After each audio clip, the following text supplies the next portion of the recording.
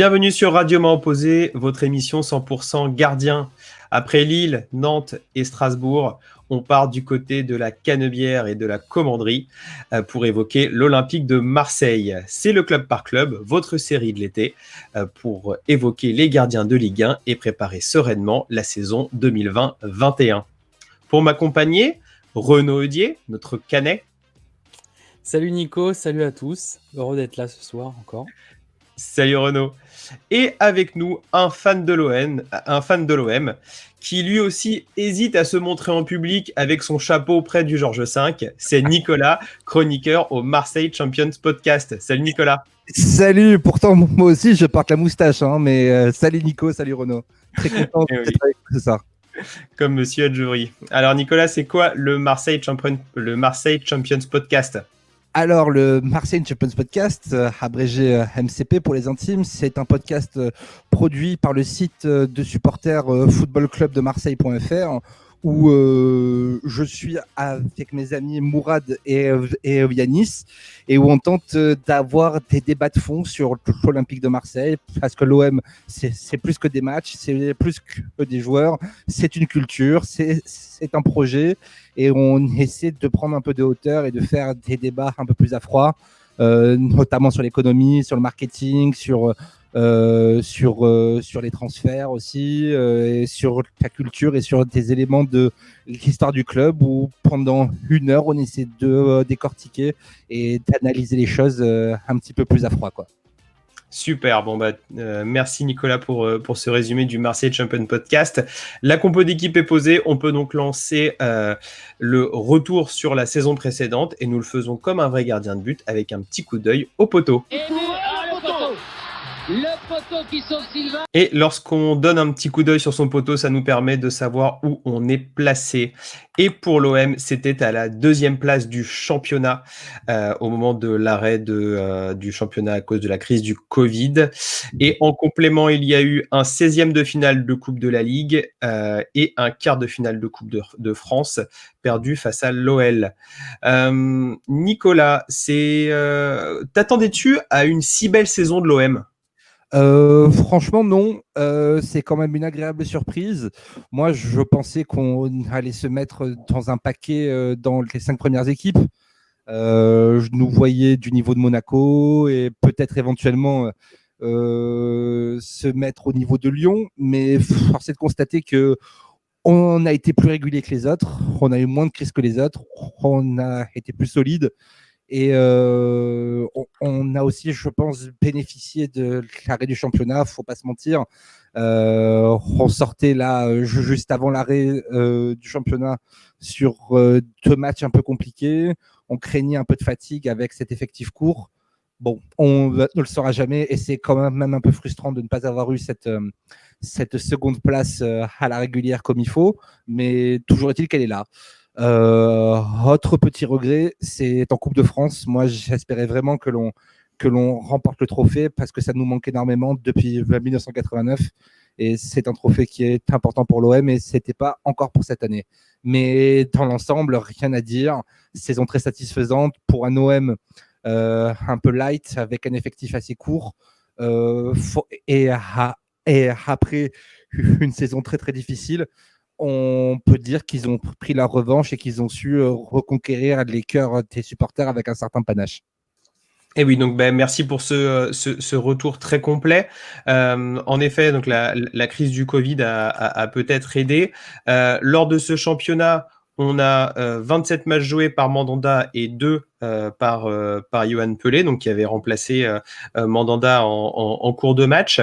L'OM a terminé à la 6e place du classement concernant la défense avec 29 buts pris. Donc quand même une importante différence entre sa défense et finalement son classement. Néanmoins, il y a eu 11 clean sheets, donc c'est une unité de moins que Reims et Lille, les premiers dans ce classement. 71% d'arrêt, la 8e place pour Mandanda, mais surtout et on va en parler en long et en large sur ce retour sur la saison dernière. Une deuxième place au classement des notes l'équipe, qui traduisent tout simplement le retour en forme de Mandanda. Renaud, comment s'est traduit dans le jeu le retour en forme de Mandanda ? Alors déjà, le retour en forme de Mandanda, on en avait beaucoup parlé un peu avant le début de la saison. Il y avait eu cette cure à Merano où on avait vu un Mandanda beaucoup plus affiné et qui avait l'air plus prêt physiquement, qu'il avait pu donner des signes un petit peu de lassitude la saison d'avant.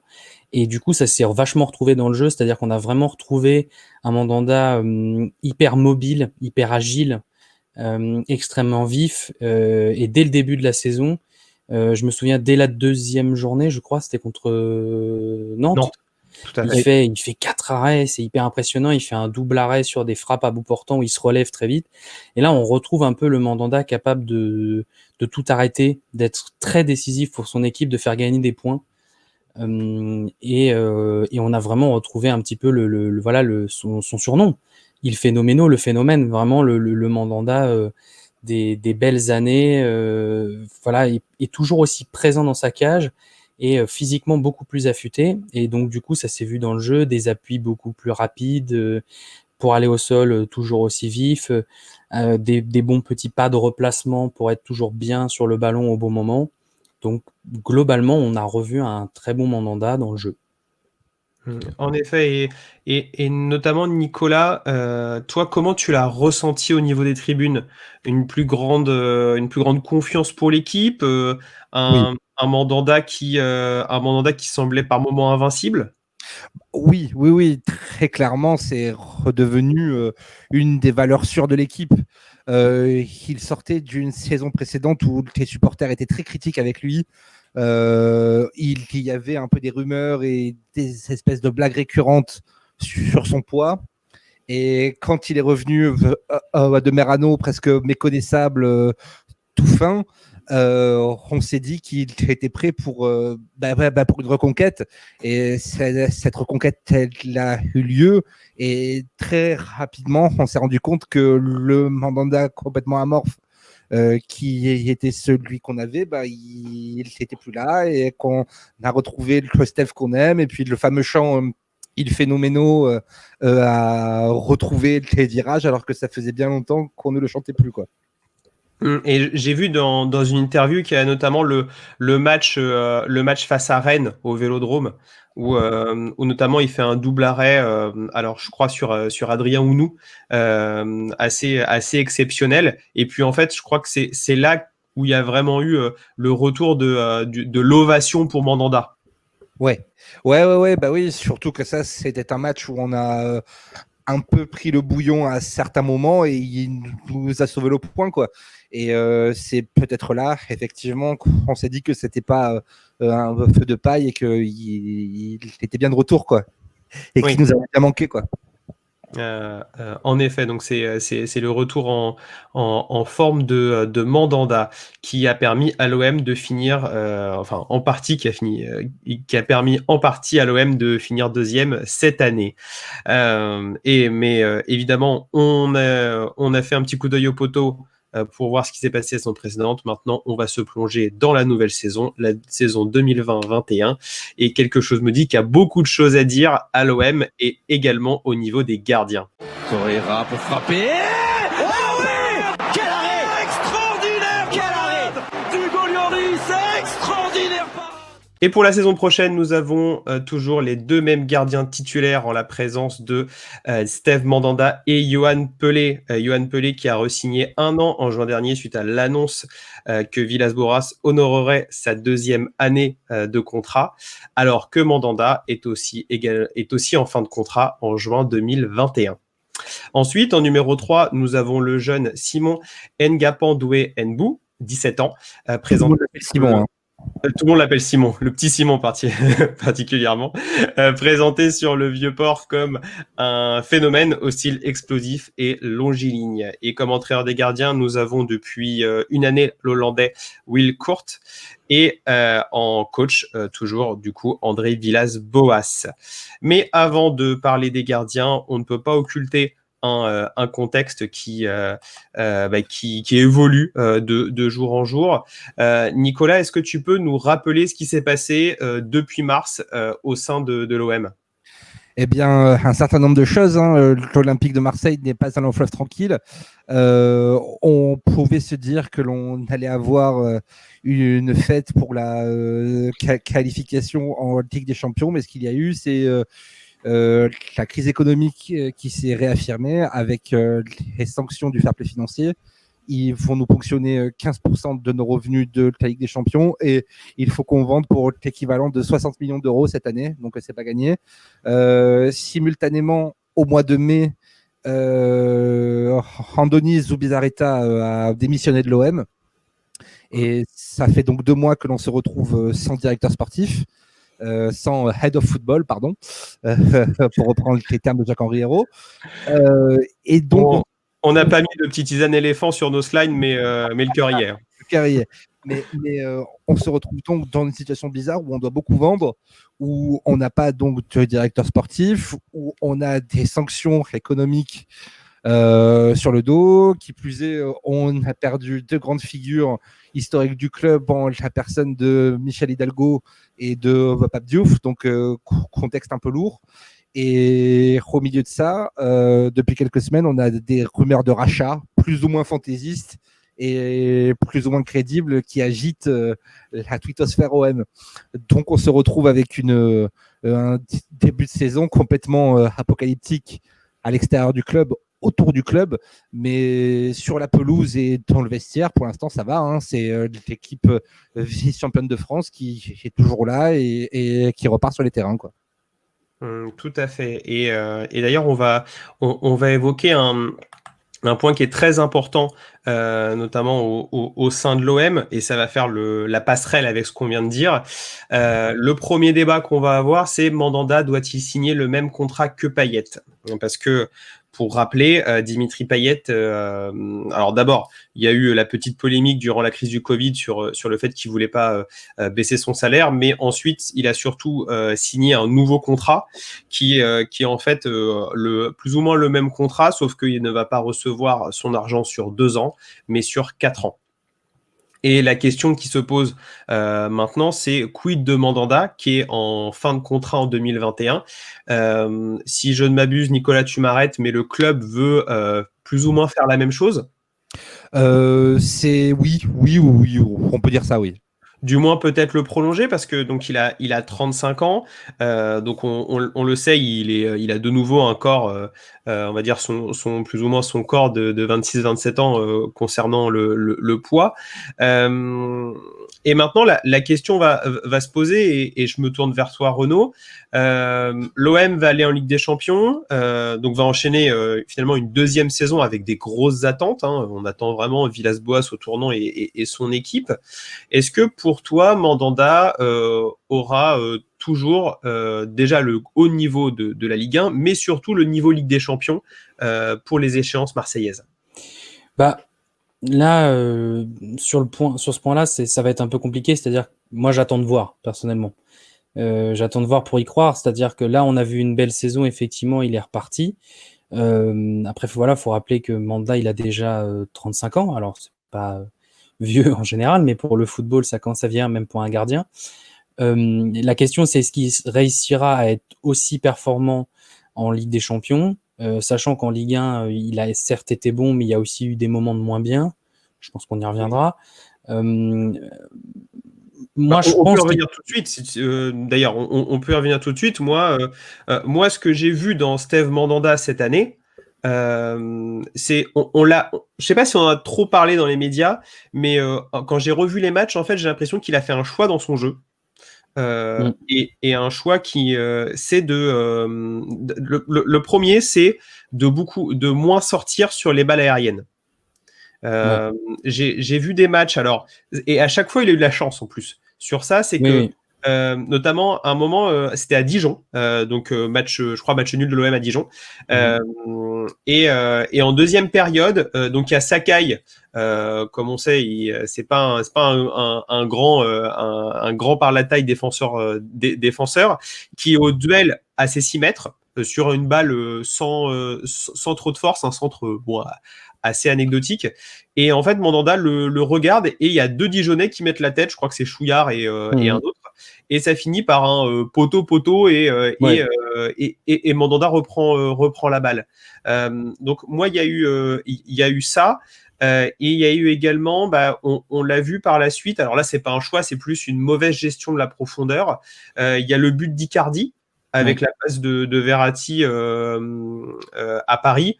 On peut se dire que la passe de Verratti, quoi qu'il advienne, elle serait arrivée parce que c'est une passe, comme on dit, Ligue des Champions, c'est la classe mondiale. Néanmoins, il sort et il se fait passer devant. Et le dernier, moi, que j'ai vu, c'est, et pareil, sans conséquence, c'est devancé par Cardona, donc le joueur de Brest, donc à Marseille-Brest, le fameux Radonjic Game à la 91e, mais où finalement, Cardona, sur un centre, passe devant Mandanda, et ça finit en poteau. Et donc c'est sans conséquence, mais pareil, il était sorti il était peut-être sorti trop vite, ou il a pris sa décision trop rapidement. Ouais, je pense qu'il y a un peu de ça. Et pour revenir justement sur le but d'Icardi dont tu parles, et justement j'ai un peu revu les images, et la manière dont il sort, en fait, c'est j'ai l'impression il est parti pour aller au duel, et en fait la fin de son geste ressemble presque à une sortie en T, comme un gardien de hockey. Et en fait on sent que il a vraiment, je pense, même mal calculé là où était Icardi. C'est-à-dire qu'il a pensé qu'il allait arriver suffisamment à distance pour être au duel et essayer de contrer sa frappe. Et au final, il était tellement proche de lui que Icardi, il a juste mis le pied et c'est passé, quoi. Et c'était autant une erreur de placement qu'une mauvaise... une erreur aussi de technique. Et on sait que Mandanda est un peu plus vieux, et on sait qu'il essaye de se mettre un petit peu aux nouvelles méthodes, grâce un peu à Will Court, qui suit André Villas-Boas depuis plusieurs années, et qui du coup, dans le prolongement d'avoir un football un peu plus de possession et de jouer plus haut, intègre un petit peu plus son gardien tactiquement, et surtout de le faire jouer plus au pied, déjà, beaucoup plus. Et on en a d'ailleurs, les médias en avaient un peu parlé, c'est un peu la seule chose qui ressort sur Will Court, c'est un peu dommage d'ailleurs, comme quoi il ne frappe pas les ballons à l'entraînement. Et qu'apparemment dans le microcosme français c'est un petit peu choquant, sauf que lui dit très justement que c'est pour faire travailler les gardiens au pied. Il a raison. Alors apparemment ce serait aussi parce qu'il a des douleurs aux genoux régulières, mais je pense que voilà, c'est des techniques un peu françaises, un petit peu éculées, qui sont un peu érigées en tradition, alors que évidemment que si tout le groupe des gardiens frappe, c'est comme Laurent Blanc qui était pas capable de poser une coupelle pour faire une séance, hein. Oui, voilà, c'est choquant. Donc en fait non, c'est juste des méthodes un petit peu plus modernes, et je pense que ça fait du bien à Mandanda. Et Mandanda avait parlé en interview, parce que quand Fabrice Grange est parti, lui il avait quelques appréhensions avec un coach des gardiens avec qui il avait une très bonne relation, et il avait noué une excellente relation. Stéphane Cassard, pardon, excusez-moi, oui. Je suis trompé. Non. Et donc du coup il fallait mais il l'a abordé assez correctement. Il y a eu quelque chose de modifié, mais je pense que ça lui a fait du bien. On l'a vu sur le terrain. Donc, et tu as raison pour le pied, parce qu'on n'en parle pas assez. On voit les arrêts. Donc, si on reprend, donc on a évoqué les points négatifs, mais les points positifs, c'est que il a retrouvé son côté un peu chat à aller chercher les ballons loin. Moi, au niveau de ses réflexes, ça se perd pas non plus des masses, mais on voit que dans les duels, il est de nouveau, on sent qu'il est de nouveau serein, et je m'en souviens, c'était la première balle de la saison face à Doumbia à Reims, où pareil, donc tout de suite il a donné le ton à sortir le duel. Mais surtout, moi, ce que j'ai trouvé, c'est qu'il a perdu l'inertie qu'il pouvait avoir avec son poids lorsqu'il reçoit le ballon, par exemple, de la droite, et il faut orienter sur la gauche. Tu gagnes des dixièmes de seconde qui sont essentiels pour faire repartir ton action, et même pour la vision de jeu, si tu veux peut-être repartir court, quand c'est pas notre ami le numéro 6 là, Anguissa, qui reçoit le ballon. C'était qui le numéro 6 de l'OM, la fameuse passe? C'était bien André Franck Zambo-Anguissa, bien sûr. Voilà, Anguissa, voilà. Tant que c'est pas Anguissa, tu peux faire ta passe au numéro 6. Et, et donc, donc voilà, c'est vraiment ce jeu au pied qu'on a retrouvé. Et après, son jeu au pied long, il a toujours plus ou moins eu. Il y avait un podcast de Lloris qui disait lequel pied droit vous souhaiterez avoir. Il a tout de suite dit celui de Mandanda. Donc voilà, c'est vraiment Mandanda. Et donc toi, Nicolas, peut-être pour finir sur ce débat, doit-il signer le même contrat que Payet? T'en penses quoi? Est-ce qu'il a encore 4 traînées dans les jambes, Mandanda, par exemple? Comme pour Payet, moi, c'est la question que je me pose. Tout le monde a applaudi le club et Dimitri Payet pour cette prolongation, mais Dimitri Payet, il sera dans quel état dans 3 ans, dans 4 ans physiquement, comment ça va se passer? Est-ce que c'est souhaitable? Je suis pas sûr. Pour Mandanda, c'est pareil. Là, il est bien revenu. Après, est-ce que ça va durer encore 3 ans? Ça va le mener jusqu'à la quarantaine presque. Enfin, c'est quand même compliqué, surtout qu'il est au club depuis 2007. Les remises en question, c'est difficile. Donc, au bout d'un moment, j'ai l'impression que l'on veut repousser après Mandanda comme si c'était un chantier sensible. Mais c'est un chantier qu'il faut prendre à bras le corps au bout d'un moment. Donc moi, je ne suis pas forcément favorable pour qu'on prolonge Mandanda pendant encore 2, 3 ou 4 ans, quoi. Eh bien justement, on va envisager l'après-Mandanda Pelé parce qu'on rappelle donc le petit slide. On a Mandanda en fin de contrat en 2021. On a Pelé donc qui a re-signé. C'est marrant parce en faisant des recherches, on a retrouvé des articles, mais qui avoir en numéro 2, on a l'impression que l'OM était un poulet sans tête dans cette recherche. Et donc du coup, ils ont repris Yoann Pelé, 37 ans, numéro 2. Mais qui fait du bon job, hein. En tout cas, il fait l'affaire en tant que numéro 2. Mais on a un numéro 1, un numéro 2 qui dépasse 35 ans, qu'on l'âge d'être des vétérans. Et on a un jeune, le petit Simon, qui est numéro 3. Avec en complément, nous avons Amadou Dia, qui est en réserve et qui avait des rumeurs de prêt pour lui. Et le petit Fabio Vanni, qui n'a pas encore de contrat pro. Alors je crois que c'est à cause des limites du fair play financier, ils n'ont pas pu lui faire signer, mais il est en stage en Allemagne avec le groupe. Du coup, comment on l'envisage l'après Pelé, l'après Mandanda Pelé, Nicolas, comment il faut recruter un gardien dès l'hiver. Est-ce qu'on fait confiance au petit Simon pour que dans 2 ans il soit prêt? Tu prêtes une hauteur de vue aux dirigeants actuels de l'OM qu'ils n'ont absolument pas. Je pense que ça navigue à vue complètement et que la question n'est pas réglée. Ça va dépendre de la gestion du cas Mandanda. Je ne sais pas quelles sont les discussions qui sont en cours. Je ne sais même pas si des discussions sont en cours avec lui. Mais ce qui est clair, c'est que la clé, c'est Steve Mandanda. Est-ce qu'il part en fin de saison? Est-ce qu'il re-signe pendant 1 an ou 2? C'est lui le maître des horloges, comme on dit. Mais je pense qu'il n'y a pas de réflexion engagé par le club par rapport à ça, quoi. Il y a des gardiens qui sont intéressants en Ligue 1 et ailleurs et qu'on pourrait essayer de prendre pour dans 6 mois ou pour dans 1 an, mais je pense que ce n'est absolument pas un sujet qui est sur le bureau de Jacques Henriero, quoi.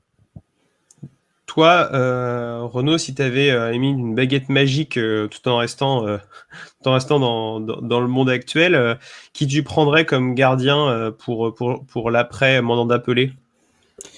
Alors, je réfléchis. Un bon gardien, qu'il faudrait qu'il soit quand même suffisamment jeune pour pouvoir durer un peu. Mais opérationnel rapidement. Période. Ouais, voilà, opérationnel rapidement, donc performant. Moi, j'ai ma petite idée. Vas-y, parce que là, moi, ça me vient pas forcément comme ça. Par rapport au profil prôné par Will Court et par rapport aux méthodes entre guillemets modernes, j'aurais peut-être Gauthier Larsonneur qui pourrait, en plus il a été impressionnant à Marseille. Il y a un supporter qui, après son match au Vélodrome, on dit exactement comme toi que ça a été vraiment le genre de nom qui serait très bien chez nous, quoi. Avec quelqu'un qui il a pas, on va dire, pas l'habitude de la pression, mais c'est quelqu'un qui est très attaché à Brest et ça pourrait être son évolution. Après, on a un gardien, on va dire, plus traditionnel parce que du coup, Gauthier Larsonneur, voilà, c'est un peu le même profil que Lopez, c'est-à-dire qu'il faut être sûr. Enfin voilà, c'est un profil plus petit, c'est une sorte de gardien un peu particulier. Et sinon, on a peut-être Alban Lafont s'il fait une bonne saison à Nantes.